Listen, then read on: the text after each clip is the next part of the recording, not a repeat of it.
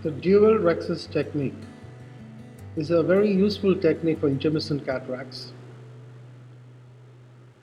And as you all know, that the main problem in intermittent cataract is the high intralenticular pressure and the increased convexity of the anterior part of the lens, which causes the capsular rhexis to run away towards the periphery every time you reach the mid-peripheral zones, leading to the Argentinian flag sign with its myriad complications.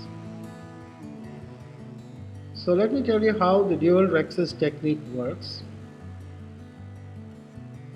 Firstly, it's very important and imperative to stain the anterior capsule with trypan blue, because staining the capsule will enhance the visibility of the capsule while you perform the various steps of the dual rhexis technique. Insufflate the anterior chamber sufficiently with viscoelastic. It's best to use a cohesive viscoelastic. If you do not have it, methyl cellulose also does well. Bend the cystotome so that the bend at the shaft and at the bevel are almost at right angles, because the anterior chambers are very shallow. Puncture the center of the capsule and initiate the capsular rhexis. Insufflate more of the viscoelastic. Remember, with this viscoelastic, it's possible to flatten at least the center of the lens, if not the entire surface of the anterior capsule. And with the Utrata forceps, create a small 2 to 3 millimeter capsular rhexis. This is quite possible.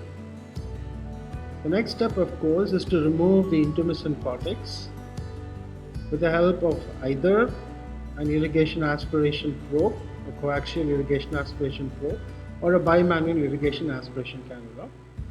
Make sure that you remove the cortex by simply milking it towards the central capsular rhexis opening, either with the iris depositor in your left hand or using the knuckle of the irrigation aspiration probe also. Spend your time, be gentle, make sure that the iris depositor doesn't engage the edge of the rhexis, as this may cause it to rip. So do it in a very careful and controlled fashion. Bring it towards the central area and aspirate it with the IA probe.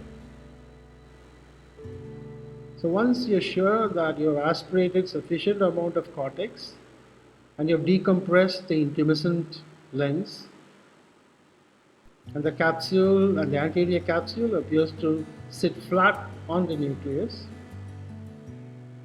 you can conclude this step or this part of the step.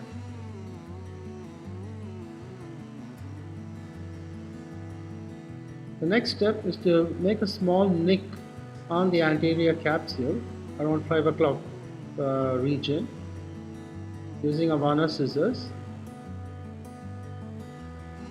Make sure that the nick is around 4 to 5 o'clock position.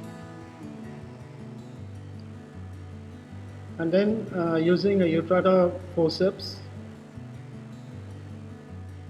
you can hold this nick and enlarge the capsular rhexis to the desired size.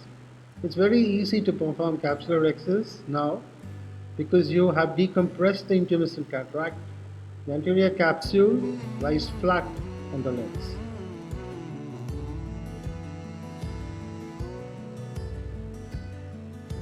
Keep the chamber always well insufflated with the viscoelastic. Well, I use only methyl cellulose in all my cases. It works quite well. So let's take a quick recap of the steps involved in this procedure. Stain the capsule, fill the chamber with cohesive viscoelastic or with methyl cellulose. Make a small central rhexis of 2 to 3 millimeters. Decompress the lens by washing off the intumescent cortex. Make sure you don't engage the edge of the rhexis while doing so. Make a nick on the capsule and using a Utrata forceps, enlarge the capsular rhexis to the desired size. This is a useful technique to learn and to master and give you control of managing intumescent cataract.